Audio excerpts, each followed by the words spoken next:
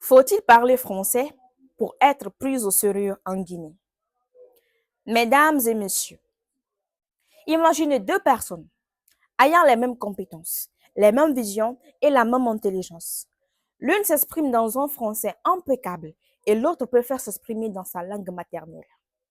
Laquelle sera écoutée en premier? En Guinée, la réponse est plus qu'évidente. Oui, parler français permet d'être davantage pris au sérieux. Le français est la langue des écoles, des institutions, des tribunaux. C'est devenu un symbole de crédibilité, de réussite et de savoir. Et c'est une réalité que personne ne peut ignorer. Mais cette réalité pousse à poser une question. Sommes-nous arrivés à un niveau où nous confondons la maîtrise d'une langue à la valeur d'un être humain? Un paysan qui nourrit toute une nation sera donc moins intelligent qu'un diplômé? Une commerçante qui bâtit son empire sera donc moins intelligente parce qu'elle s'exprime en soussou, en malinké, en poulard ou en kissi?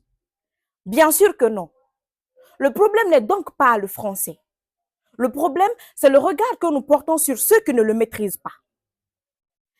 La maîtrise d'une langue est un outil de communication, pas un certificat d'intelligence. Alors oui, aujourd'hui, parler français permet d'être souvent pris au sérieux en Guinée. Mais si nous voulons bâtir une nation plus juste, il serait temps d'apprendre à écouter les idées et non les accents.